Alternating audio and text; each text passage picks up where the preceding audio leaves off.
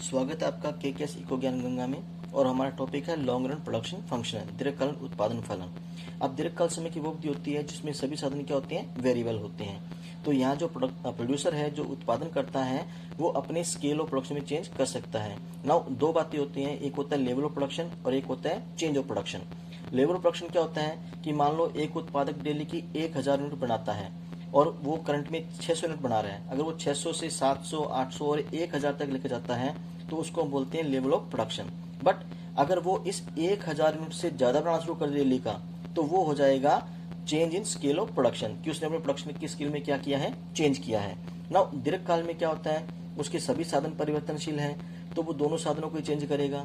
अब दोनों साधनों को चेंज करने पर उत्पादन में क्या प्रभाव पड़ेगा, इसको जानने के लिए वो स्केल बना लेता है कि वो साधनों को एक निश्चित अनुपात में चेंज करता है, एक सर्टेन रेशियो में चेंज करता है और चेक करता है कि उत्पादन पे क्या प्रभाव पड़ रहा है। इसी को हम रिटर्न टू स्केल कहते हैं, पैमाने के प्रतिफल कहते हैं।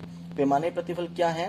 पैमाने प्रतिफल से अभिप्राय है कि साधनों को समान अनुपात में बढ़ाने से उत्पादन पर पड़ने वाला प्रभाव, अर्थात उत्पादन पे क्या प्रभाव पड़ेगा। नाउ रिटर्न टू स्केल या पैमाने प्रतिफल तीन प्रकार के होते हैं। पैमाने के बढ़ते प्रतिफल, इंक्रीजिंग रिटर्न टू स्केल, पैमाने के समान प्रतिफल और पैमाने के घटते प्रतिफल, constant return to scale and decreasing return to scale. Now इसकी व्याख्या हम एक टेबल और डायग्राम थ्रू कर सकते हैं। टेबल में हमने लिया है capital, labour, percentage in capital labour, total production, percentage in total production. Now आप देख सकते हो कि टेबल में जो कैपिटल है वो 1 2 3 4 5 के इंक्रीज कर रही है और जो लेबर है वो 2 4 6 8 10 12 14 16 के इंक्रीज कर रही है। इनके बीच में जो रेशियो वो सेम रखा गया है, 1:2 है हर बार चेंज करने का। नाउ परसेंटेज चेंज कैसे निकालते हैं हम, इस 2 में से माइनस करेंगे ओल्ड क्वांटिटी को और ओल्ड से डिवाइड करेंगे। इसी प्रकार 4 से माइनस करेंगे 2 को और 2 से डिवाइड करेंगे, तो हमारा जो परसेंटेज है वो 100% आएगा। इसी प्रकार 3 में से माइनस करेंगे 2, फिर 2 से डिवाइड करेंगे। इसी प्रकार 6 में से माइनस करेंगे 4 और 4 से डिवाइड करेंगे तो परसेंटेज आ जाएगा 50%। इस प्रकार से हमने बाकी सभी कैलकुलेट किए हैं, 33%, 25%, 20%, 16%, 14%। सेम इसी प्रकार से टोटल प्रोडक्शन में हमने चेंजेस लिए हैं, वो भी सेम इसी प्रकार से कैलकुलेट किए हमने कि 30 में से माइनस किया 10 को, फिर 10 से डिवाइड किया है तो 200% चेंज। 60 में से माइनस किया 30 को और 30 से ही डिवाइड किया है तो 100% चेंज। नाउ अब इसकी एक्सप्लेनेशन क्या है, जितना परसेंट हम चेंज करते हैं कैपिटल और लेबर में, अगर उससे ज्यादा परसेंटेज चेंज हो जाए टोटल प्रोडक्शन में, तो इसको हम बोलेंगे पैमाने के बढ़ते प्रतिफल। जैसे लेबर और कैपिटल में हमने चेंज किया 100% का, टोटल प्रोडक्शन में चेंज हो गया 200% का। इसी प्रकार इसमें चेंज किया हमने 50% का और प्रोडक्शन में चेंज हो गया 100% का। तो हम देख पा रहे हैं कि इसमें चेंजेस कम है, इसमें चेंजेस ज्यादा है, तो इसको बोलेंगे पैमाने के बढ़ते प्रतिफल। सेम जो चीज है वो डायग्राम में भी दिखाई गई है। डायग्राम में इस तरफ लिया गया percentage in total production, percentage in capital labour. आप देख सकते हो कि कैपिटल और लेबर में 10% चेंज करने पर तो प्रोडक्शन में 20% का चेंज है, इधर 20% चेंज करने पर इधर 30% चेंज है, तो इसको हम इंक्रीजिंग रिटर्न टू स्केल कहेंगे।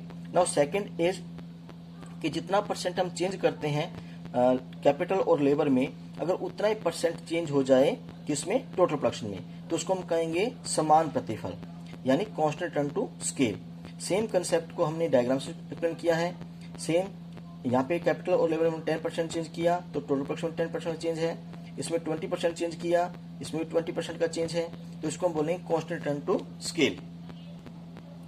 नाउ अब बात करते हैं डिक्रीजिंग रिटर्न टू स्केल की, पैमाने के घटते प्रतिफल की।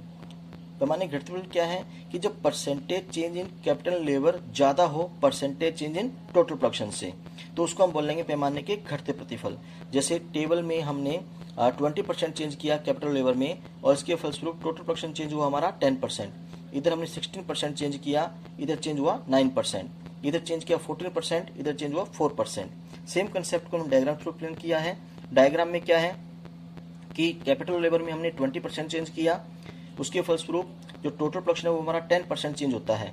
फिर हमने 40% चेंज किया किसमें, लेबर और कैपिटल में, तो जो कुल उत्पादन है वो 40% चेंज होता है। तो हम देख पा रहे हैं कि जो हमारा रिटर्न है वो क्या कर रहा है, डिक्रीज कर रहा है, तो इसको हमने डिक्रीज रिटर्न का नाम दिया है। नाउ बात करते हैं कि अप्लाई क्यों होते हैं, क्यों हमें बढ़ते प्रतिफल मिलते हैं, क्यों समान मिलते हैं और क्यों घटते मिलते हैं। इनका कारण है पैमाने की बचतें और हानियां। पैमाने की बचतें और हानियों का एक फुल कंसेप्ट है, हम इसको डिटेल में स्टडी करेंगे, लेकिन यहाँ पे हम सिर्फ उसका रीजन देंगे कि क्यों अप्लाई हो रहे हैं। यदि पैमाने की बचतें ज्यादा हो पैमाने की हानियों से, अगर इकोनॉमीज ऑफ स्केल ज्यादा है डिस इकोनॉमीज ऑफ स्केल से, तो हमें पैमाने के बढ़ते प्रतिफल मिलेंगे। अगर ये दोनों इक्वल हैं, पैमाने की बचतें और पैमाने की हानियां, तो हमें पैमाने के समान प्रतिफल मिलेंगे। और अगर पैमाने की बचतें कम हो पैमाने की हानियों से, तो उसको हम बोलेंगे डिक्रीजिंग रिटर्न टू स्केल, अर्थात लॉसेस ज्यादा हो जाए और जो इकोनॉमी जब वो कम हो जाए, तो उसको डिक्रीजिंग रिटर्न टू स्केल कहा जाएगा। Thank you.